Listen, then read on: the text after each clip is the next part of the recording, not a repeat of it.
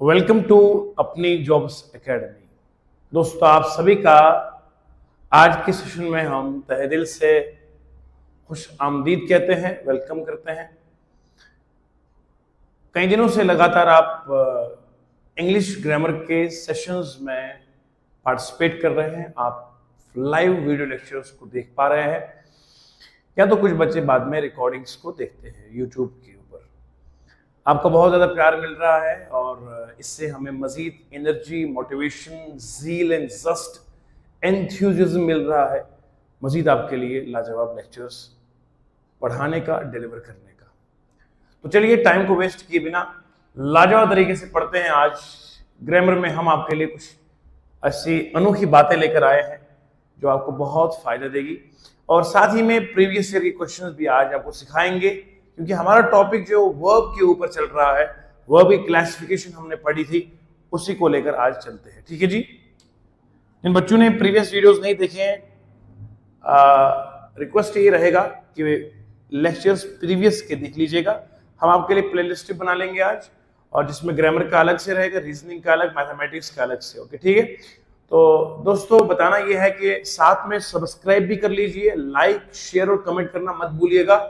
जितना ज्यादा आप प्यार देते हैं वीडियोस में, उतनी ज्यादा एनर्जी से हम फिर पढ़ने को आते हैं। ठीक है, शेयर करते जाइए ताकि मजीद से मजीद पब्लिक का भला हो जाए। ठीक है जी। वर्ब की क्लासिफिकेशन पढ़ाया था हमने, एक्शन वर्ब, और दूसरा पढ़ाया था हमने नॉन एक्शन वर्ब। फिर हमने एक्शन वर्ब को निकाला था नेक्स्ट और, बोले याद है, फाइनाइट वर्ब, और दूसरा पढ़ा था हमने नॉन फाइनाइट वर्ब। इस पर हमने डिटेल से जिक्र किया पिछले वाले सेशन में, आपको अच्छे से याद होगा। ठीक है जी। फाइनाइट वर्ब के फिर हमने पढ़ा था आगे। आज इसकी क्लासिफिकेशन करेंगे हम, इस फाइनाइट वर्ब के बच्चे और कौन कौन से हैं। फाइनाइट वर्ब में आता है, एक को बोलते हैं मेन वर्ब, एक को बोलते हैं हेल्पिंग वर्ब। ठीक है जी। फाइनाइट वर्ब के मेन वर्ब है, हेल्पिंग वर्ब है। आइए इनको समझते हैं, डिटेल से जिक्र करते हैं इनका कि इसको क्यों मेन वर्ब कहते हैं, हेल्पिंग वर्ब क्या होता है, हेल्पिंग वर्ब की मजीद क्लासिफिकेशन क्या है। इस सब को आज सेशन में हम डिस्कस करेंगे, और साथ ही में इस वीडियो को एंड तक वॉच करिएगा। प्रीवियस ईयर के क्वेश्चंस भी हम लास्ट में करवाएंगे जो इन एग्जामिनेशन में पूछे गए हैं, जिन एग्जामिनेशन का मैंने यहां जिक्र किया है। ये इंग्लिश सभी एग्जामिनेशन के लिए मोर देन सफिशिएंट होगी। ठीक है जी। कैसा हम पढ़ाते हैं जरूर आप लिख दिया करें कमेंट सेक्शन में। ठीक है, तो शुरू करते हैं आज का जबरदस्त और लाजवाब लेक्चर। प्यारे दोस्तों, मैं यहां कुछ एग्जाम्पल आपके सामने नोट करता हूं। ठीक है जी। एग्जाम्पल में नोट कर रहा हूं, यहां पे देख लीजिएगा। एक बंदा है, उसका नाम ए है। वो कहता है, आई राइटिंग ए पोइम। मैंने पूछा क्या कर रहे हो? ए ने जवाब दिया, I writing a poem. B वाला वही मौजूद था, उसने कहा, I am writing a poem. Video को एचडी क्वालिटी में रखिएगा, जूम कीजिएगा, फिर सब दिखेगा। तीसरा, आई एम ए पोइम। मैंने आपके सामने 3 लोगों की बातें रखी। समझो ये दादा है, ये दादी है, और ये छोटा बच्चा है। मैं घर में गया तो मैंने दादा से पूछा, मैंने कहा बताओ व्हाट आर यू डूइंग। कोशिश करी अंग्रेजी सही बोलने की, तो कहा आई राइटिंग ए पोइम। तो मैं समझ गया दादाजी जो पोइम लिख रहे हैं। दादी से पूछा, दादी चूंकि अंग्रेजों की पली बड़ी, दादी ने कहा I am writing a poem. मैंने देखा कि दादी ने कहा कि हम पोइम लिख रहे हैं। और छोटा बच्चा वहां मौजूद था, उसने कहा आई एम ए पोइम, मैं ही कहानी हूं, मैं ही एक कहानी नहीं, I am a poem means मैं ही शेर और शायरी हूं। ओके, तो ये जस्ट मैंने एग्जाम्पल आपके सामने इलस्ट्रेट करी, कोट करी।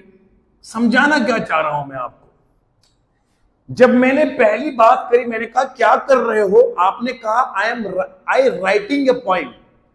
इसमें ये आई जो है, आई बनेगा दोस्तों सब्जेक्ट। क्या बनेगा? सब्जेक्ट मैंने पढ़ाया था, सब्जेक्ट वो होता है जो किसी काम को करता है, किसी काम को करने वाला सब्जेक्ट कहलाता है, या जिसका हम जिक्र करें, जिसकी हम बात करें, वो सब्जेक्ट होता है। तो ये सब्जेक्ट कहलाएगा।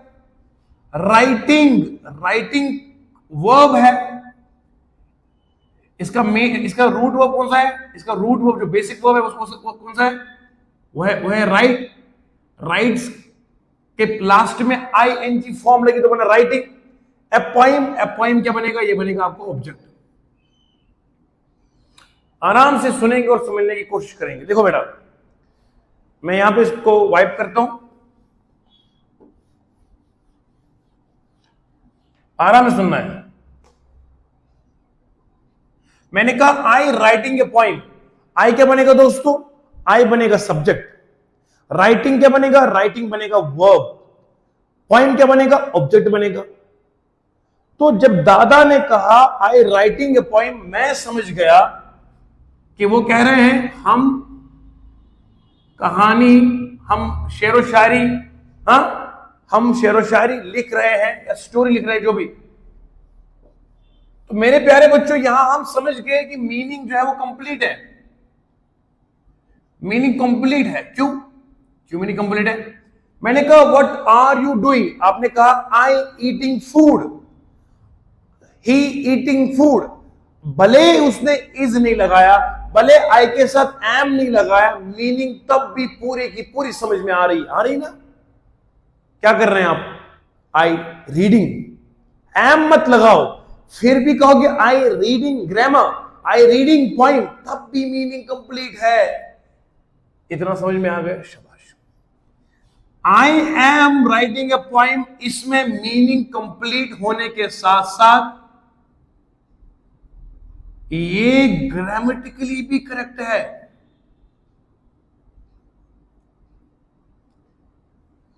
यहां ग्रुप ऑफ मीनिंगफुल वर्ड्स है, ग्रुप ऑफ मीनिंगफुल वर्ड्स है यहां पर, है ना। आई मीनिंगफुल है, राइटिंग मीनिंगफुल है, ए मीनिंगफुल है, पॉइंट मीनिंगफुल है। ये ग्रुप ऑफ मीनिंगफुल वर्ड्स है, मीनिंग भी कंप्लीट है, लेकिन ग्रामेटिकली सही नहीं है, ग्रामेटिकली इनकरेक्ट है। ये जो मैंने पहला कहा, ए वाले ने जो कहा, दादा ने कहा, ये ग्रामेटिकली सही नहीं है। दादी ने कहा ये मीनिंग भी कंप्लीट है, ग्रामेटिकली करेक्ट है, और दूसरा ग्रुप ऑफ मीनिंगफुल वर्ड्स भी है। इसको group of meaningful words, GOMW। अच्छा, ये हो गया। ये वाला देखो, ये मीनिंग में इनकम्प्लीट है, ये नॉनसेंस है, ग्रामेटिकली भी गलत है। ग्रुप ऑफ मीनिंगफुल वर्ड्स तो है, यानी कि ग्रामेटिकल वर्ड को लिखेंगे GC। सुनो ध्यान से मेरी बात, ये जो पहला कलेक्शन ऑफ वर्ड्स है, ग्रुप ऑफ मीनिंगफुल वर्ड्स है, ये मीनिंग में कंप्लीट है लेकिन ग्रामेटिकली सही नहीं है। ये मीनिंग में भी कंप्लीट है, ग्रामेटिकली सही भी, और ग्रुप ऑफ मीनिंगफुल वर्ड्स है। ये ग्रुप ऑफ मीनिंगफुल वर्ड्स है लेकिन ग्रामेटिकली सही नहीं, मीनिंग भी सही नहीं है। तो ये वाला जो लास्ट वाला, ये सेंटेंस ही नहीं है, ये सेंटेंस है और ये भी सेंटेंस नहीं है। सर क्या पढ़ा रहे हैं? सेंटेंस दोस्तों होने के लिए ये 3 कंडीशंस होना जरूरी है। फॉर ए सेंटेंस कलेक्शन या ग्रुप ऑफ मीनिंगफुल वर्ड्स होना जरूरी है।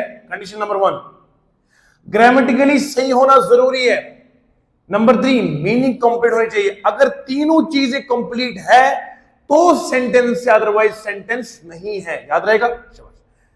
ग्रुप ऑफ मीनिंगफुल वर्ड्स होना चाहिए, कंप्लीट सेंस होना चाहिए, ग्रामेटिकली सही होना चाहिए, तो बनेगा सेंटेंस। तो इसका मतलब है सिर्फ दादी वाला जुमला सेंटेंस कहलाएगा, बाकी नहीं कहलाएगा। लेकिन दादा वाला सेंटेंस में अगर आप एम लगाएंगे तो सेंटेंस बनेगा। अब मैं एक चीज आप समझाओ मुझे, यहां आई है, एम है, पाइम है, लेकिन यहां राइटिंग नहीं है।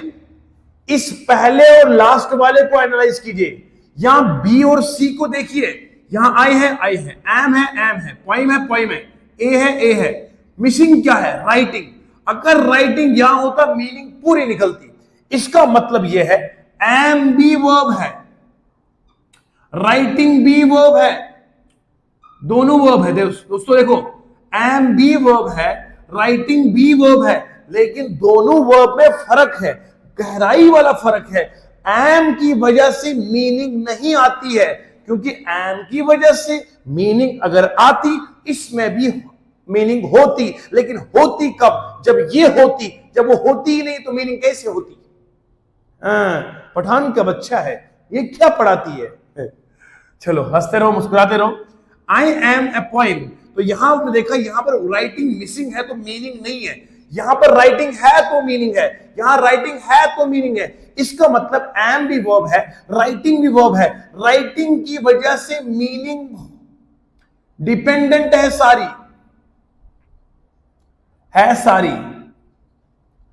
और ये एम जो है, ये सिर्फ ग्रामेटिकल गलती दूर करने वाला करता है, ग्रामेटिकल इनकरेक्टनेस को सही करता है, को सही करने में हेल्प करता है। देसी में लिखना बेटा, एग्जाम क्रैक करके दम लेंगे। चाहे वो आईएएस की ऐसे राइटिंग होगी, इतनी जबरदस्त गहराई वाली ग्रामर जिसे पता हो, वो ऐसे क्यों ना लाजवाब लिख सकता है ना। चलिए आगे, एम बनेगा वर्ब, ग्रामेटिकली इनकरेक्टनेस को सही करने में हेल्प करता है एम। क्यों? यहां पर एम नहीं, इसलिए ये ग्रामेटिकल सही नहीं है। यहां पर एम आ गए तो ग्रामेटिकल गलती दूर करने में यह हेल्प करा। मीनिंग कौन दे रहा है? राइटिंग। एम क्या करता है? हेल्प करता है ग्रामेटिकल गलती को दूर करने में। तो दोनों वर्ब है, एम भी है और राइटिंग भी है। एम पे मीनिंग पूरी की पूरी डिपेंड करती है, तो राइटिंग बनेगा मेन वर्ब। एम पे डिपेंड नहीं करती है, राइटिंग पे डिपेंड करती है। राइटिंग बनेगा मेन वर्ब, एम बनेगा हेल्पिंग वर्ब। याद रहेगा, because it helps to remove और fix the grammatical incorrectness of a sentence. अगर किसी सेंटेंस में ग्रामेटिकल गलती है, ऑक्सिलरी वर्ब वहां पर हेल्प करता है, दैट इज इसका नाम पड़ा helping verb, because it helps. Main verb को मेन क्यों कहते हैं? क्योंकि सारी की सारी मीनिंग इसके ऊपर डिपेंड करती है। अगर यहां आप देखो, राइटिंग को हटा दिया जाता है, मीनिंग का पूरा पूरा कचंबर हो जाता है, मीनिंग निकलती नहीं है। इसलिए दोस्तों याद रखो, मीनिंग को फाइंड करने के लिए राइटिंग लिखना जरूरी है। इसलिए मैं आपको बताया आज कि वर्ब बेटा दो तरह से होते हैं, एक को हेल्पिंग वर्ब कहते हैं, एक को मेन वर्ब कहते हैं। याद रखो, हेल्पिंग वर्ब वो होता है जो क्या करता है? जो हेल्प करता है किसमें? ग्रामेटिकल गलती दूर करने में। और मेन वर्ब क्या होता है? जिस पर पूरी की पूरी मीनिंग जो है वो डिपेंड करती है, दारोमदार करती है। ये आपने याद रखना है। अच्छा, कुछ बच्चे बोलेंगे सर आप छोटा छोटा लिखते। बेटा जूम करने का फीचर भी आपके पास अवेलेबल है, फुल क्वालिटी रखिए, जूम कीजिए, लाजवाब दिखेगा। ठीक है जी। तो हेल्पिंग वर्ब हो गए। अब बताइए जरा, हेल्पिंग वर्ब हमारे ग्रामर में याद रखना है, हेल्पिंग वर्ब ग्रामर में टोटल जो होते हैं वो 25 होते हैं। मेन वर्ब का तो कोई शुमार नहीं है। Helping verb auxiliary, helping verb का दूसरा नाम क्या होता है? Auxiliary verb. ऑक्सिलरी वर्ब्स जो होते हैं वो 25 होते हैं। यहां हेल्पिंग वर्ब बोलो आप। आइए यहां से आज के सफर को फिर आगे बढ़ाते हुए चलते हैं। हेल्पिंग वर्ब क्या हुआ मैंने समझाया आपको। ऑक्सिलरी वर्ब इन्हीं का दूसरा नाम है, मेन वर्ब भी आप समझ गए। ठीक है जी, आगे बढ़ते हैं।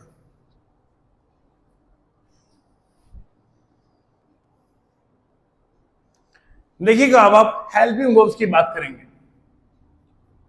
Helping verbs, helping verbs grammar में टोटल 25 होते हैं। हेल्पिंग वर्ब के दो टाइप्स हैं, एक को बोलते हैं प्राइमरी हेल्पिंग वर्ब्स, या दूसरा नाम कहेंगे इनको क्या? Primary auxiliary verbs. अभी मैं आपके सामने कि मेरे पास एसएससी के 10 एमटीएस के 10 साल के पेपर है, देखिएगा आप। अभी हम करेंगे क्वेश्चन ग्रामर में कहां से क्वेश्चन आया है, कैसा आया है। अरे सवाल हो कहीं से, सॉल्यूशन होगा यहीं से, देखते रहिए। और दूसरा हो गया आपका मॉडल ऑक्सिलरी वर्ब्स। आप लोगों की दुआएं साथ होनी चाहिए, बस हम पढ़ाते रहेंगे इंशाल्लाह। प्राइमरी और हेल्पिंग वर्ब्स, इसमें कौन कौन आता है? एक आता है बी, डू और हैव। 1, 2 और 3। बी की 2 फॉर्म निकलती है, प्रेजेंट में और दूसरा पास्ट में। प्रेजेंट में आएगा इज, एम और आर। पास्ट में इसके बच्चे आएंगे वॉज और वर। ठीक है जी। डू में भी 2 निकलेंगे, प्रेजेंट और पास्ट के। प्रेजेंट में आएगा डू और डज, पास्ट में आएगा इसका डिड। हैव की 2 निकलेंगे, प्रेजेंट प्राइमरी ऑक्सिलरी वर्ब और पास्ट में इसका फॉर्म आएगा हैज और हैव, और दूसरा आएगा हैड। इसमें याद रहेगा, ये हमारे पास है प्राइमरी, या जिनको बोलते हैं हम बेसिक हेल्पिंग वर्ब्स, वो मैंने आपको दिखाए हैं। ठीक है जी, देखिए जरा ध्यान से। तो टोटल हमारे पास ये देखो, ये 12 हो जाएंगे, गिन लेना। 1, 2, 3, 4, 5, 6, 7, 8, ठीक है, 9, 10, 11, और ये बी हो गया 12वां। 2 बार डू और हैव नहीं लेने हैं, एक ही बार काफी है। ठीक है, टोटल जो हमारे पास प्राइमरी हेल्पिंग वो 12 हो गए, टोटल 12 हो गए। कौन कौन सा आएगा? Be, is, am, are, was, were, has, have, had, do, does, did. समझ में आया? ये हमारे पास प्राइमरी हेल्पिंग वर्ब्स होते हैं। आज से जिस बच्चे को याद नहीं होगा, बेसिक स्कूल में नहीं पढ़ा, कॉलेज यूनिवर्सिटी में नहीं पढ़ा, हम आपके लिए हाजिर है ना। कोई बात नहीं है, आपने नहीं पढ़ा तो क्या पढ़ा, हम पढ़ा तो रहे हैं ना। बस आप मजीद लोगों तक इसको पहुंचाने में हमारा साथ दीजिएगा। बहुत सारी ऐसी आबादी अभी भी है जो जिन्हें पता नहीं कि हम यूं पढ़ाते हैं लाइव। तो आप अपना रोल प्ले करिए, व्हाट्सएप पे स्टेटस पे शेयर कीजिएगा, अपने जितने भी आपके पास फेसबुक है, इंस्टाग्राम है, स्नैपचैट, जो भी एप्लीकेशन सोशल मीडिया की है, शेयर करो इन लेक्चर्स को, ताकि दूर दूर तक ये पहुंचे।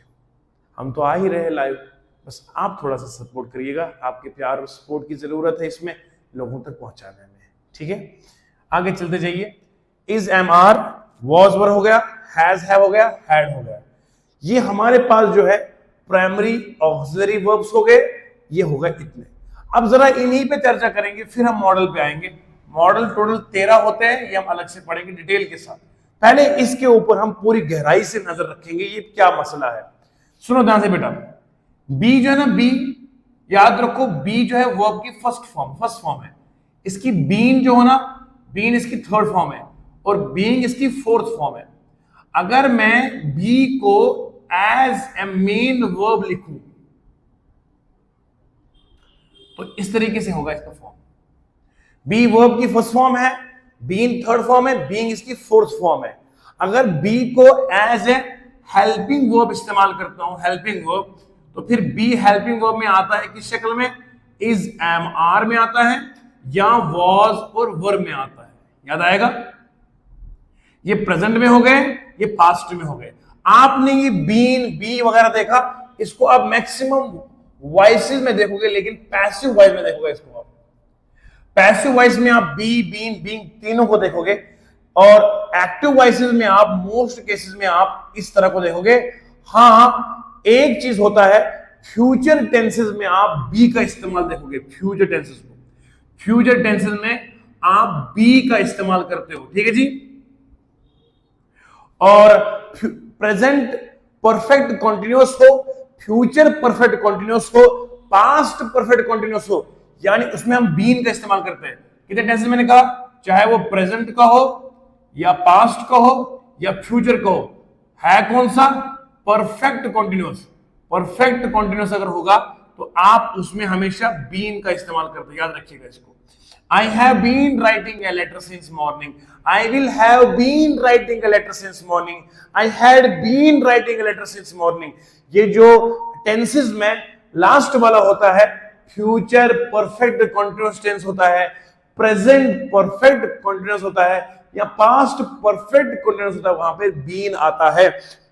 वरना फ्यूचर में अगर सिंपल में देखा जाए वहां पर हमेशा आप जो है वो ये फ्यूचर कॉन्टिन्यूअस में बी का इस्तेमाल करते हैं। I will be writing a letter, है ना? ओके, ये हम आगे डिटेल से पढ़ेंगे कहां का इनका इस्तेमाल होता है। इज, एम, आर आप जानते हैं, इसमें याद रखेंगे आप, थोड़ा सा गहराई में इनको समझते हैं। चलिए, नोट करा होगा, हम तो अपनी बेस्ट ऑफ बेस्ट क्वालिटी देख रहे हैं और बिल्कुल ग्राउंड लेवल से शुरुआत करी मैंने, ठीक है? अब सुनना, हेल्पिंग वर्ब्स में या ऑक्सिलरी वर्ब्स में दोस्तों हमारे पास कुछ होते हैं प्लूरल और कुछ होते हैं सिंगुलर।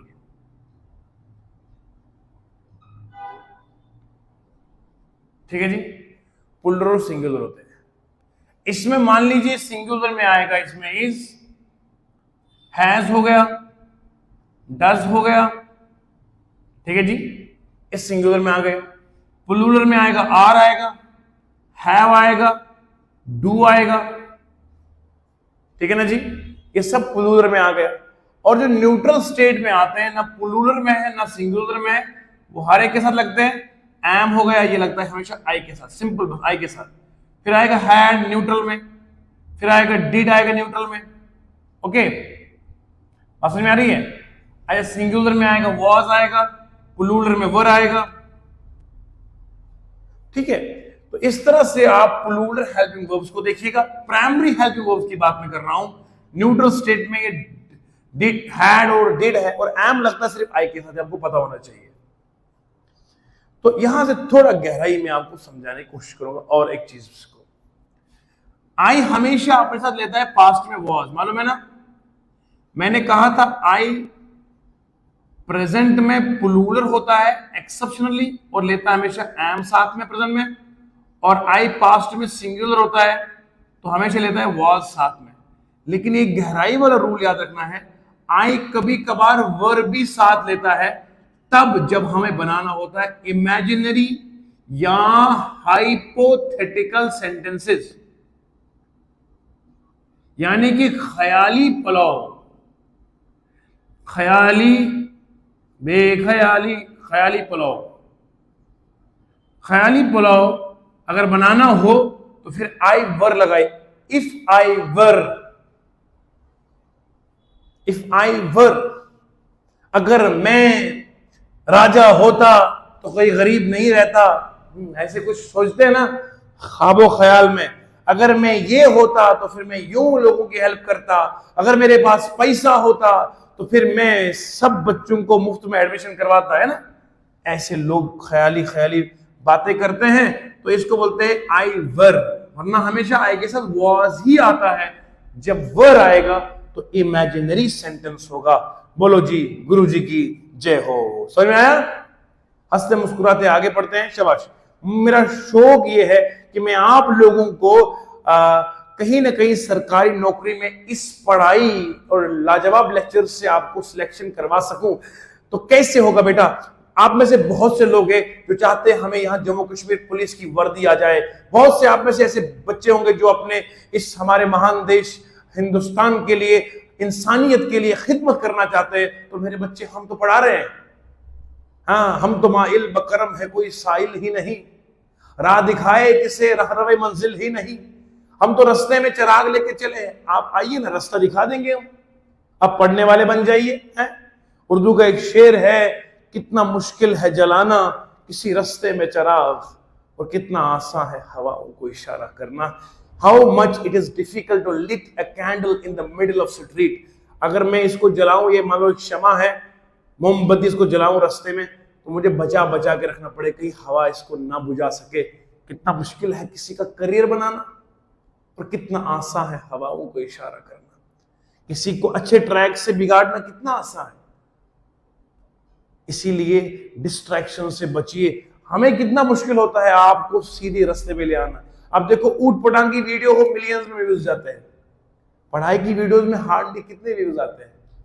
हाँ, क्योंकि अच्छाई की चीजों में बंदे को ना खींच के लाना पड़ता है। आओ ठीक है बेटा, चलो आगे पढ़ते हैं और माँ बाप का नाम, देश का नाम रोशन करेंगे। ठीक है, तो आई इस तरह से आएगा।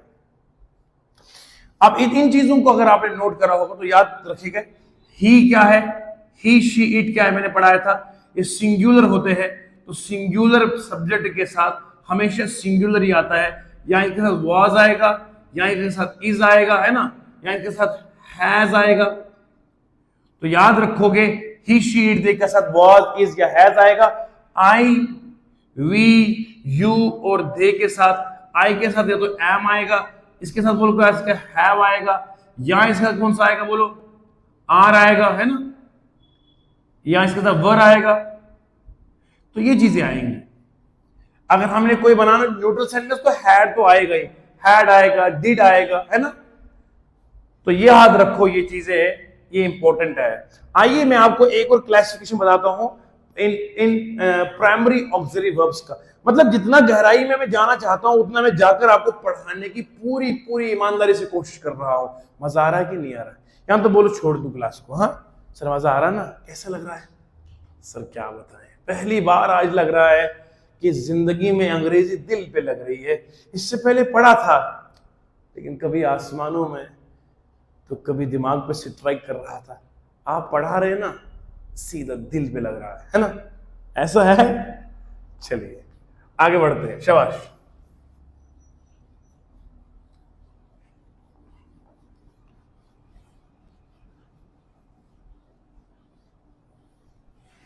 आगे पढ़ते हैं मेरे दोस्तों। नेक्स्ट पॉइंट आपको मैं सिखाता हूं। इन प्राइमरी ऑक्सिलरी वर्ब में अब आप समझ गए प्रेजेंट क्या है, पास्ट क्या है, ये सब चीजें आप समझ गए लाजवाब तरीके से। ओके, अब जरा मैं आपको बताना चाहूंगा इन्हीं ऑक्सिलरी वर्ब्स का सारा मसला है आपके टेंसेस में। ऑक्सिलरी वर्ब बोलो या हेल्पिंग वर्ब बोलो, इन्हीं से आपके सारे टेंसेस बनते हैं। कैसे? एग्जांपल देता हूं मैं आपको। मैं जब टेंसेस पढ़ाऊंगा तो बहुत डिटेल से पढ़ाऊंगा, टेंशन नहीं। प्रेजेंट सिंपल टेंस कैसे बनता है आपको मैंने पढ़ाया था। मैंने कहा था सब्जेक्ट के बाद या तो वर्ब की पहली फॉर्म लगेगी, ऑब्जेक्ट होगा तो बनेगा प्रेजेंट सिंपल का टेंस, या तो सब्जेक्ट के बाद वर्ब की पांचवी फॉर्म लगेगी तो बनेगा सिंपल टेंस, प्रेजेंट सिंपल का टेंस। अब आप बोलोगे ये फर्स्ट और लास्ट फॉर्म क्या होती है? मैंने कहा था ना, गो, वेंट ले लो, गॉन ले लो, गोइंग और गोज ले लो। ये वर्ब की फर्स्ट फॉर्म होगी, सेकंड फॉर्म होगी, थर्ड फॉर्म होगी, फोर्थ फॉर्म होगी और फिफ्थ फॉर्म होगी। किताबों में इस तरह का इसको लिखा नहीं गया है, लेकिन सर आपकी आसाइश के लिए आपको पढ़ा रहे मेरे दोस्तों। ये इसको बोलते हैं फर्स्ट फॉर्म बोलते हैं। इंग्लिश ग्रामर में अगर लिखा जाए तो इसको ईडी फॉर्म बोलते हैं। इसको बोलते हैं आपको पास्ट पार्टिसिपल फॉर्म बोलते हैं। इसको बोलते हैं इंग्लिश में आईएनजी फॉर्म बोलते हैं। इसको बोलते हैं एस या एस फॉर्म बोलते हैं इसको। ठीक है जी, ये आप जान लीजिए। ग्रामर की किताब में ये लिखा है, पर मैं आपकी आसानी के लिए ये लिख रहा हूं। इसको नोट कीजिएगा, वीडियो को जूम कीजिएगा, एचडी क्वालिटी में रखिएगा। मजा ना आए तो पैसा वापस, है ना सर? कैसा पैसा? तो फ्री में पढ़ा रहे हैं हमको। Present simple tense. ओके, दूसरा आएगा आपका प्रेजेंट कॉन्टिन्यूअस टेंस। उसमें क्या लिखते हैं हम? सब्जेक्ट के बाद लिखते हैं इज, एम, आर लिखते हैं, वर्ब की आईएनजी यानी कि फोर्थ फॉर्म लाते हैं, फिर ऑब्जेक्ट लाते हैं। शाबाश। ये जो मैं आपको लिखवा रहा हूं ये है असल में टेंसेस का सिंटेक्स। मैंने पढ़ाया था आपको कुछ पिछले लेक्चर्स में। सिंटेक्स का मतलब होता है वर्ड्स का ऑर्डर सेंटेंस लिखते हुए। हम हमेशा सिंटेक्स में क्या लिखते हैं? सब्जेक्ट, वर्ब और ऑब्जेक्ट लगाते हैं, राइट? तो इस तरीके से अब आएगा हमारा प्रेजेंट परफेक्ट। मैं आपको बताना चाहता हूं कि ये ऑक्सिलरी वर्ब कहां लगता है। देखो, सब्जेक्ट के बाद लगाता है हैज, हैव लगाते हैं, वर्ब की थर्ड फॉर्म लगाते हैं, फिर ऑब्जेक्ट आता है। फिर आएगा प्रेजेंट परफेक्ट कॉन्टिन्यूस। ऐसी ग्रामर ही पढ़ाते हैं। हैज हैव लगाओ, बीन लगाओ, वर्ब की फोर्थ फॉर्म लगाओ, ऑब्जेक्ट लगाओ और लगाओ टाइम क्लास।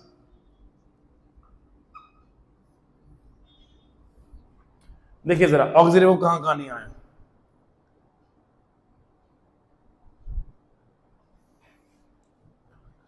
ठीक है जी। आप जरा देखो, ये मैंने प्रेजेंट के चारों टेंसेस लिख दिए, present simple, present continuous, present perfect, perfect continuous.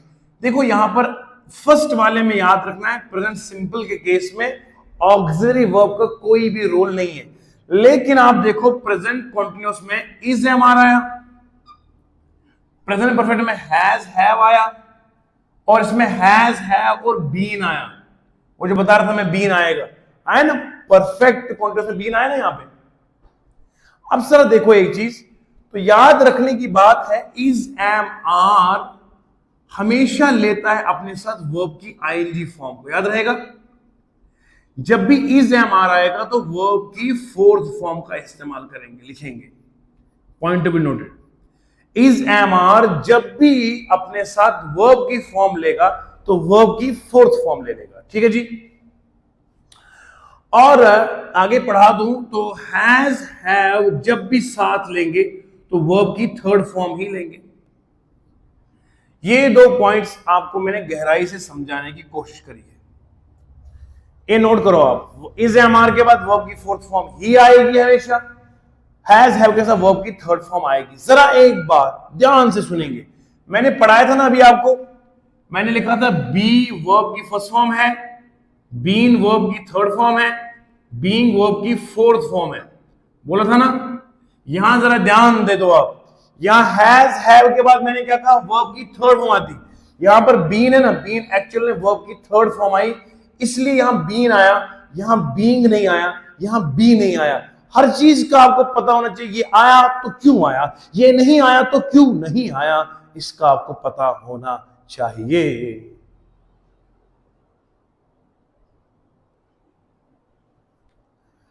दोस्तों अभी तक आपको समझाया हमने कि हेल्पिंग वर्ब किस तरह से प्रेजेंट टेंसेस में हम लिखते हैं।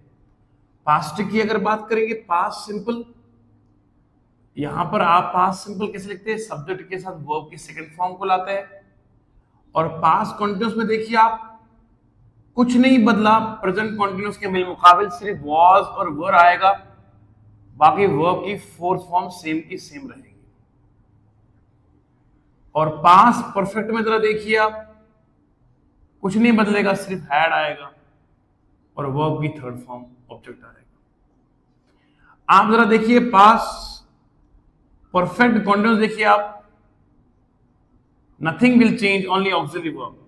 मैं ऑक्सिलरी वर्ब की इंपॉर्टेंस आपको बताना, दिखलाना और दर्शाना चाहता हूं कि दोस्तों जहां पर अभी हमने प्रेजेंट को देखा, देखो यहां पर मैं प्रेजेंट दोबारा लिखता हूं, प्रेजेंट सिंपल को लिखो। प्रेजेंट सिंपल में क्या आया, सब्जेक्ट के साथ वर्ब की फर्स्ट फॉर्म, यहां पांचवी फॉर्म ऑब्जेक्ट आएगा। प्रेजेंट कॉन्टिन्यूस देखो आप, क्या बदला, सब्जेक्ट के बाद इज एम आर आया, वर्ब की फोर्थ फॉर्म लगी, ऑब्जेक्ट आया।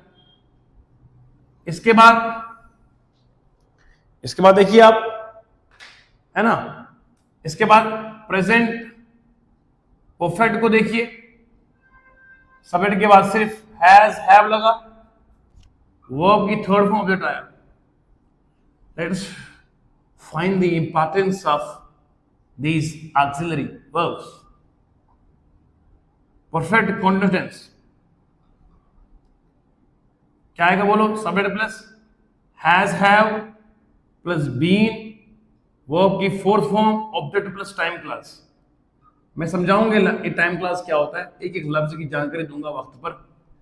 आप जरा देखो दोनों टेंसेस में फर्क कहां पर है प्यारे बच्चों, फर्क यहां पर है, देखना जरा, यहां वॉज वर आया, यहां पे क्या है, इज एम। इधर देखो तो प्रेजेंट को प्रेजेंट बनाता कौन है, is am are, auxiliary verb बोलना। पास्ट को पास्ट बनाता कौन है, ऑक्सिलरी वर्ब। आगे देखो फर्क कहां है यार, सब्जेक्ट सेम है, वर्ब की फोर्थ फॉर्म सेम है, ऑब्जेक्ट सेम है। मैं कहता हूं जिसने ग्रामर लाइफ में कभी सीखी नहीं, अजदा अजले मजा, मजा इसको कहते हैं। चलो यहां पर सबमिट आया, सबमिट सेम है, ऑब्जेक्ट वर्ब करो, क्या बदला बोलो, यहां हैड आया, हैड की वजह से पास्ट बना, या हैज हैव की वजह से प्रेजेंट बन गया। यहां देखो, यहां हैड की वजह से पास्ट बन गया, यहां हैज हैव की वजह से प्रेजेंट बन गया, बाकी तो सेम ही है, बीन वर्ब की फॉर ऑब्जेक्ट और टाइम क्लास तो सेम ही है ना लास्ट, कुछ नहीं बदला इसमें, सिर्फ ऑक्सिलरी वर्ब बन गया। यानी कहने का मतलब है प्रेजेंट से पास्ट सिर्फ डिफरेंस किसका है, डिफरेंस से ऑक्सिलरी वर्ब का।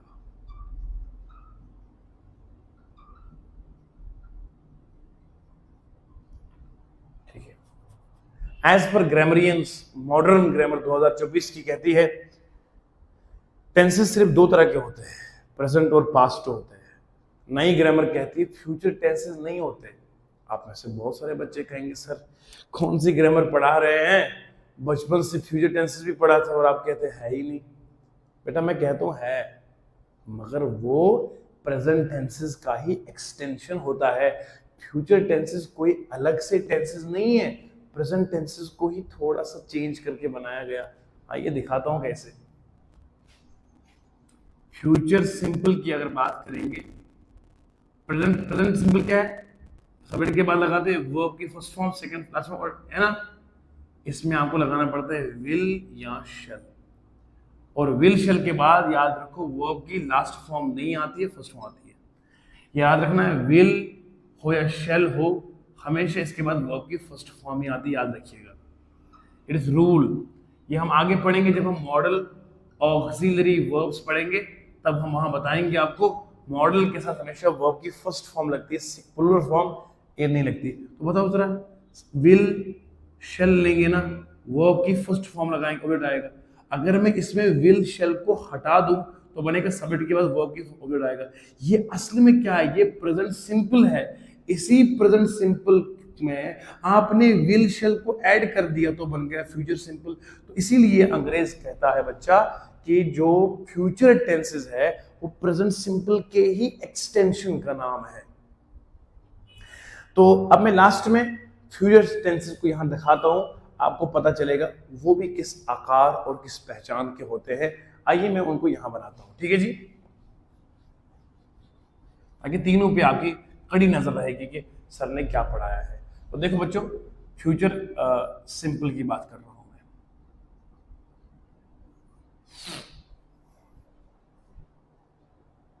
ठीक है, फ्यूचर सिंपल थोड़ा बड़ा कीजिएगा, आपको दिखेगा साफ साफ।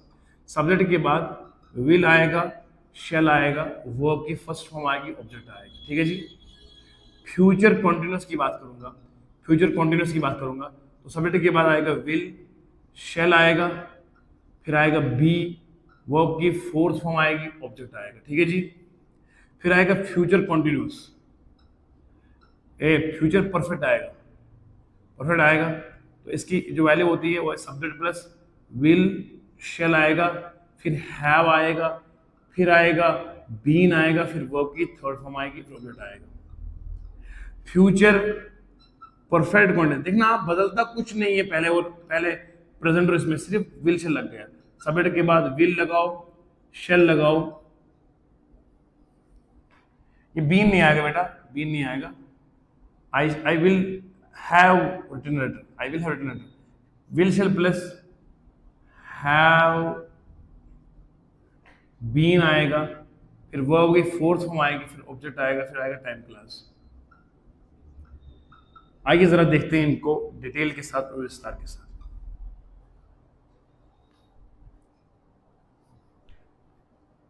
थोड़ा सा इसको जूम इन कीजिएगा, आप सारा साफ साफ दिखिएगा, ठीक है। देखो जरा बेटा, इसको और इसको जरा गौर से देखिएगा। सब्जेक्ट यहां पर भी है, वी आई यहां पर भी, देखो सब्जेक्ट के बाद वी आई और ये सब है ना, तो क्या लग गया, विल शेल लग गया, ठीक है। फिर देखना यहां पे ये वाला देखो, इज एम आर वर्ब की फोर्थ फॉर्म ऑब्जेक्ट आएगा, इज एम आर सारा इसमें छुपा हुआ है बी में, बी वर्ब की फर्स्ट फॉर्म होगी, मैंने बताया था आपको, बी वर्ब की फर्स्ट फॉर्म है, बीन थर्ड फॉर्म है और बीइंग फोर्थ फॉर्म है, राइट, बताया था मैंने।